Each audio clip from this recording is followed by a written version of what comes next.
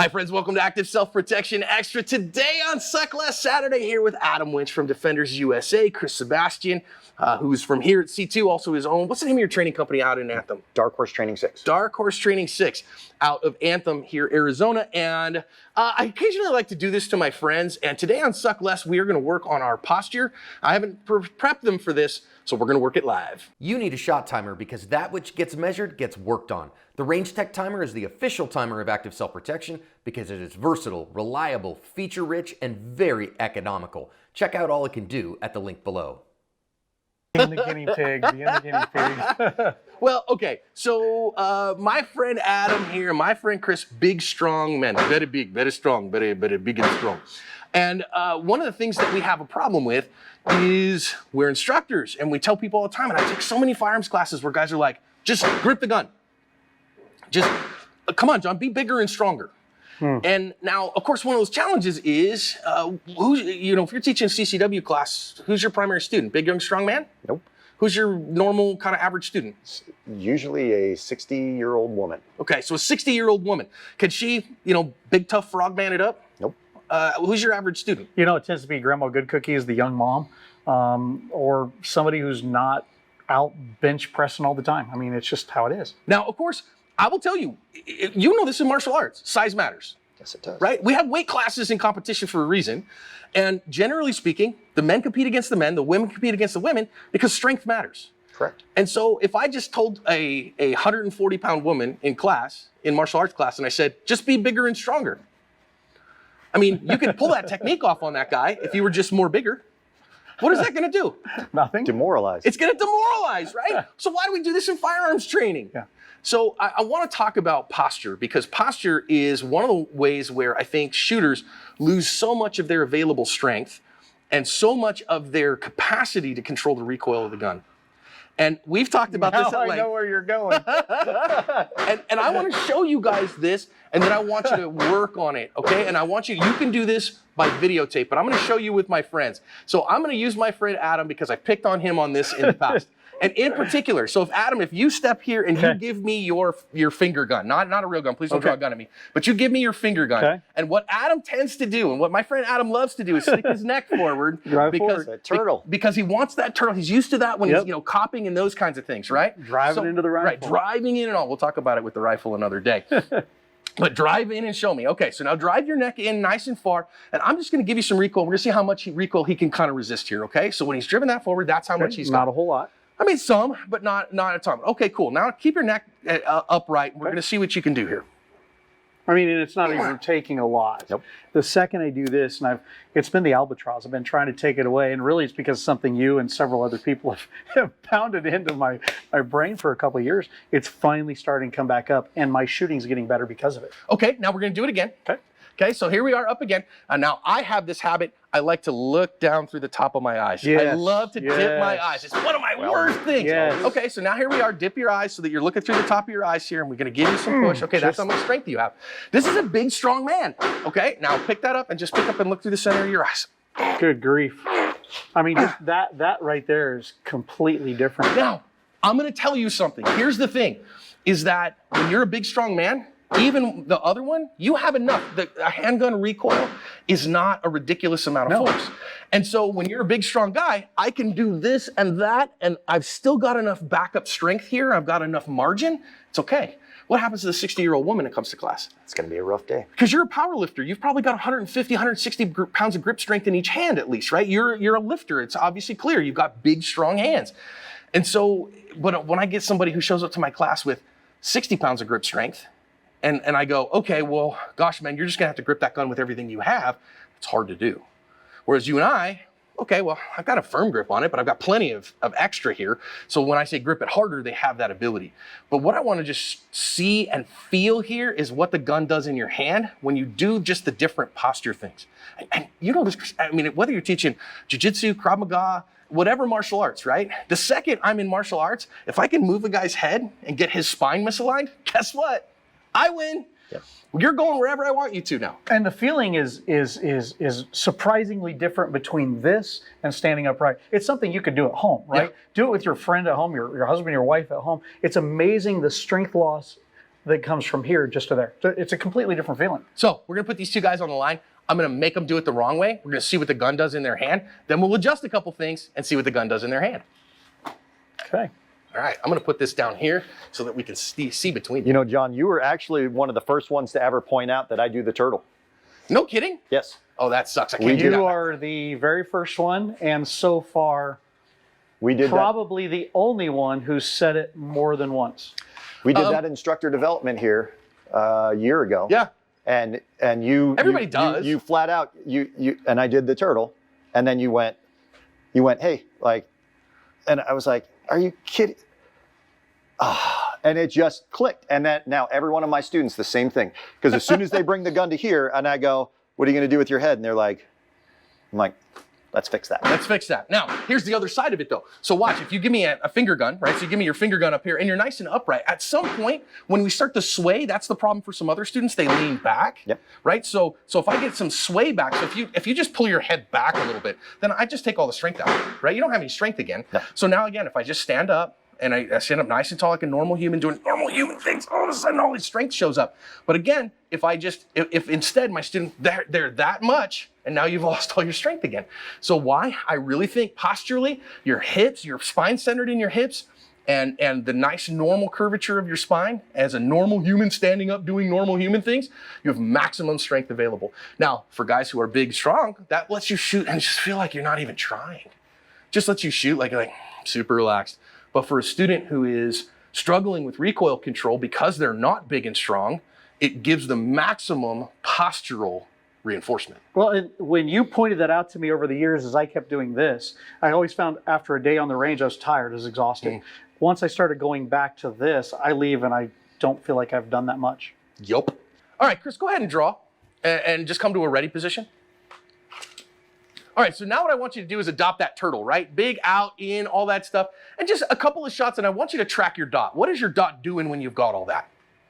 My dot it wants to ride farther down on the front sights.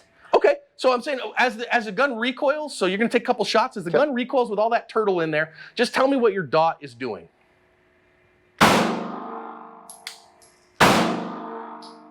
Okay. Every time I squeeze the trigger, my sight picture comes back to an odd frame. In a weird spot. Yeah, in a very weird spot. Okay, so now same thing, just hold on, gun out there. Now, before you do that, now watch this. I'm gonna take this, I have the gun.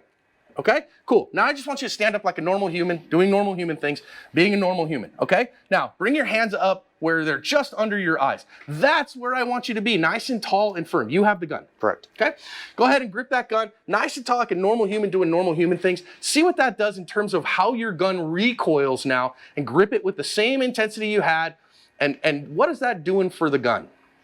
Well, it doesn't align my sights correctly. Okay, tell me about that. Well, because right now, especially with the way the Glock frame does, it pushes that front sight into the dot into a much higher position. But okay, but the dot is the dot. Yep. So the bullet's gonna go where the dot goes. I don't care where the sights are. Okay. Right? So I don't care about my irons. Where that dot is where the bullet's going. Correct. So go ahead and put that dot on where you're going, and I just want to track it as it moves. Correct.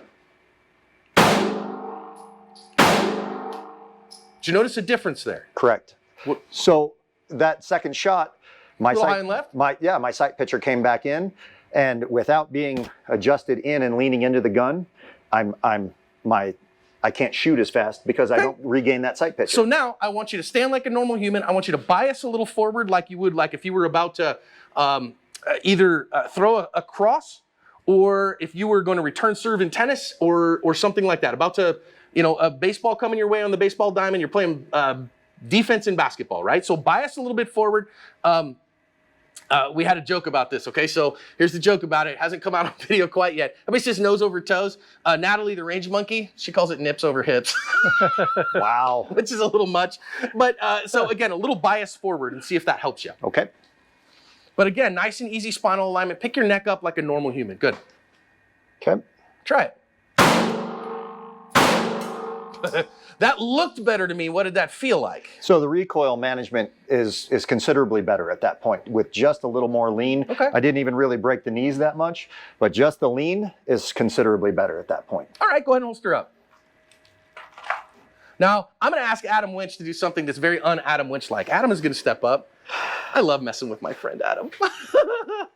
Go up over here to the left target because we're just running the same target, okay? So now here's what I'm asking you to do. Okay. I'm going to ask you to draw safely. And I'm going to ask you to grip the gun moderately softly. Okay. Okay? And I want you to drive in, tactical turtle, and chin forward. Oh, Now, That looks so moderately weird. softly. I hate this. Moderately softly. And give me a couple shots and see what you're dodging. Now, this guy, a monster, can still do that. What did you see? The dot stayed actually, it went out of the window, went up out of the window and came back to almost the exact same spot every time. All right, now I'm going to ask you, stand up nice and tall, but still, for you, I want you to feel moderately softly. Moderate, softly. Because Okay. I just want you to feel like you, with all this grip strength you have, I don't want you to muscle this gun. Okay. But you're standing up nice and tall like a normal human. You don't have to sway back, just, again, a little bit of bias forward, Okay. but still feeling moderately softly. Okay. It jumped further on me. It went higher on me. It took longer to come back down, but it did track straight up and down. But it tracked straight. Yes. So when I did the spinal alignment, the gun followed what I had. Yes. Okay, so now add half the grip pressure you'd normally add. Okay. You know, because you grip the gun like a monkey trying to hold on to a Yeah, I banana. tend to hold it a little bit hard. Okay. Here we go. It didn't go as high. It still had the same up and down north-south track. It went less so, probably about half the distance. Now grip it like you know. Okay. Okay, what'd you see? The dot stayed within the window. You The can dot holster up. the dot actually went up into the top of the window and came back down. It was even half what it was before. Okay, holster up. Okay. So I did that to Adam on purpose. Big, strong guy, right? Sometimes you go, well, wait a minute, why would I grip the gun softly? You're basically simulating your student with 60 pounds of grip strength and going, that's what he or she has available. Maybe he's had a tendon surgery. I had a student recently who lost almost all the grip strength in her left hand because she had a surgery. And you're like, well, what does that mean? What should she do? Well, she got told, and it frustrated her that they said, well, just grip it as hard as you can. She's like, I got nothing. We had to work around that. Gotcha. And Gotcha. so sometimes when I go, okay, so if you have a limited grip strength, this kind of might be how that looks, but boy, does it change when I go from here to when I come to here, I'm able to more consistently see it. I would say that when I'm in tactical turtle, as I used to do for so many years, right, the sights were a squiggle as it came back. Where when I stand up, it is truly straight up and down. Therefore, the sight or the dot becomes predictable as it goes up. I know based on my strength, when I first did it the first time, it went really high. When you had me go a little bit harder, it went less so. When I went almost to my normal, it barely moved at all. But the beauty is, I know it's a straight line because of the posture, and I know that it's going to come back to the exact same point. And when you can predict, that's when you go from an intermediate shooter to an Yes. advanced shooter. When you are reading your sights, when you're predicting your sights, when you know where it's going and you can meet it there, that's when you really move into the advanced shooting world. Learn that from Brian Hill, right?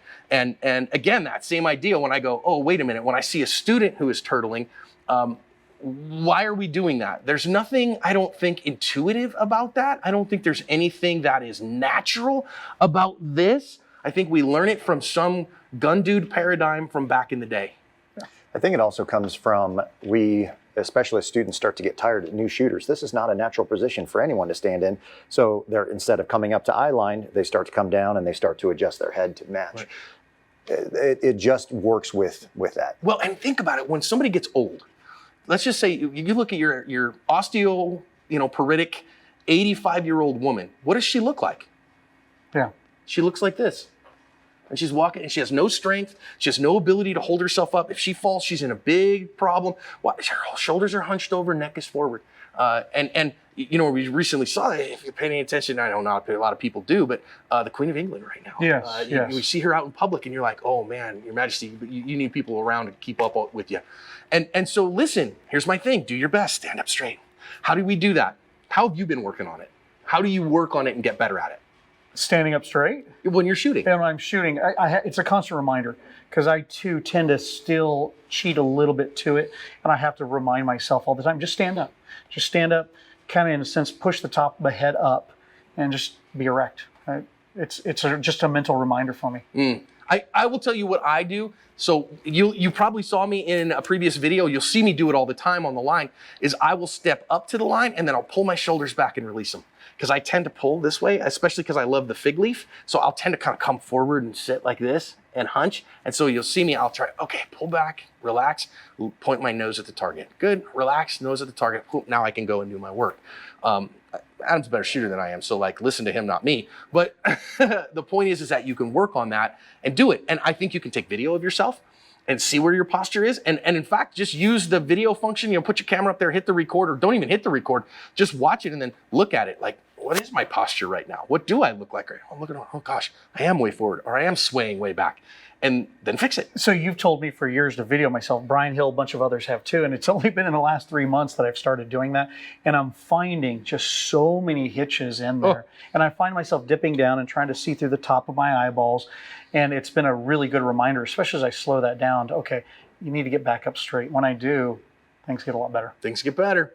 Try it. Suck less.